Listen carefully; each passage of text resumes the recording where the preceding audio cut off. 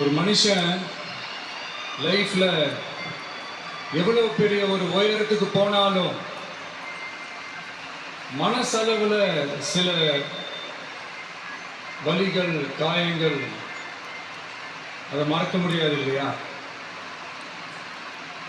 எல்லார் லைஃப்லையும் அப்படிதான், நமக்கும் அப்படிதான்.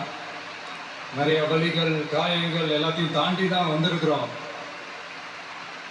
ஆனா எல்லாத்தையும் விட ரொம்ப ஜாஸ்தியான அந்த வலியும் அந்த காயமும் எனக்கு அந்த கரூர் சம்பவம் தான்.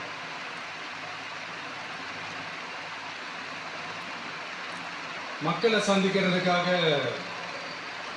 மக்களை சந்திக்கணும், மக்கள் பிரச்சனைகளை எடுத்து பேசணும். அதுக்காக தான் அந்த மக்கள் சந்திப்பு பயணத்தை தொடங்கி திருச்சி, அரியலூர், நாகப்பட்டினம், திருவாரூர், நாமக்கல், கரூர் அப்படின்னு சொல்லிட்டு போயிட்டு இருந்தோம். அரியலூர்ல அந்த மீட்டிங் முடிச்சுட்டு பெரம்பலூர் போறதுக்கு முன்னாடி அந்த பெரம்பலூர் போலீஸ் எங்களை அலர்ட் பண்ணாங்க.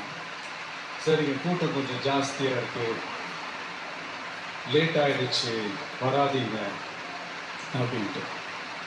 So we had no choice. Police சொன்னால் நம்ம அதை ஒபே பண்ணி தானே ஆகணும்.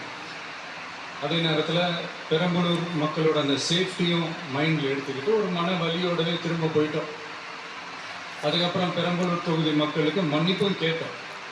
அதே மாதிரி நாமக்கல் அந்த மீட்டிங் முடிச்சுட்டு கரூர் வரும்போது அந்த கரூர் போலீஸ் எங்களை அலர்ட் பண்ணியிருக்கலாம்ல.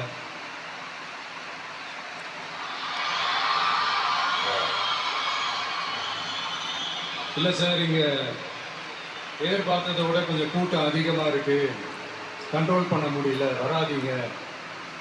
அண்ட் போலீஸ் நினைச்சா அவங்க அந்த மீட்டிங்கே கேன்சல் பண்ணலாம். ஏதோ தப்பா இருக்கு, ஏதோ தப்பா தோணுது அப்படின்னு நினைச்சிட்டாலே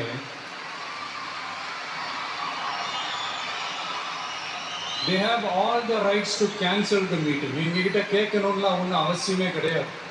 ஆனால் அதையெல்லாம் எதுவுமே செய்யாம அந்த ஹைவேல இருந்த அந்த ஸ்பாட்டுக்கு போலீஸே எங்களை உள்ள கூட்டிட்டு விட்டு அந்த நாடகம்லாம் இருக்கு பாரு.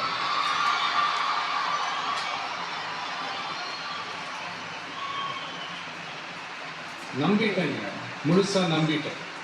அன்னைக்கு இருந்த அந்த கரூர் போலீஸ் பேசும்போது தேங்க்ஸ்லாம் சொன்னேன். அவங்களுக்கு எனக்கு தெரியாது இப்படி ஒரு நாடகம் நடக்கும். இதுக்கெல்லாம் யார் காரணம்? இதெல்லாம் யார் சொல்லி செஞ்சது? இப்படி பண்ணுங்க, அப்படி பண்ணுங்க, சப்போஸ் அப்படி நடந்தா இப்படி பண்ணுங்க, சப்போஸ் இப்படி நடந்தா இந்த மாதிரி இன்ஸ்ட்ரக்ஷன்ஸ்லாம் கொடுத்து அந்த பிரஷர் போடுறது யாரு?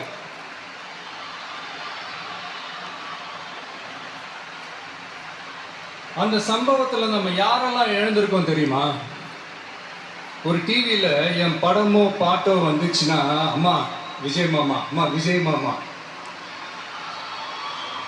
அப்படின்னு சொல்லி அவங்க அம்மா கிட்ட சிரிச்சுக்கிட்டு அந்த டிவி ஸ்கிரீனை போய் தொட்டு முத்தம் கொடுத்துக்கிட்டு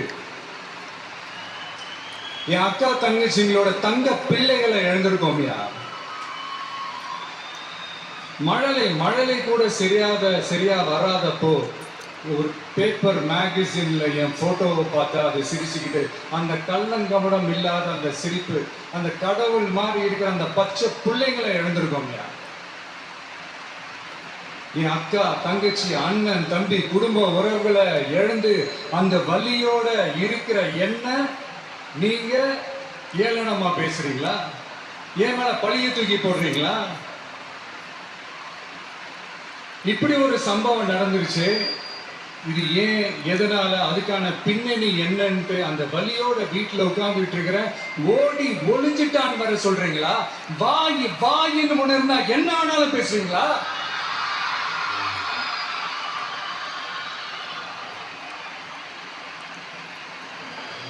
மக்களே, நான் உங்களையே கேட்கிறேன், அன்னைக்கு அத்தனை கிரௌட் இருந்துச்சு, அந்த கிரௌடுக்கு தகுந்த மாதிரி போலீஸ் பாதுகாப்பு கொடுத்தாங்களா?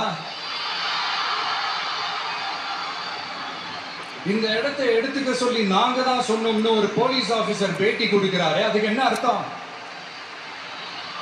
இவ்வளவு வலி, இவ்வளவு காயங்கள் கொடுத்துட்டு பழியை தூக்கி நம்ம மேல போட்டுட்டு அதுல ஒரு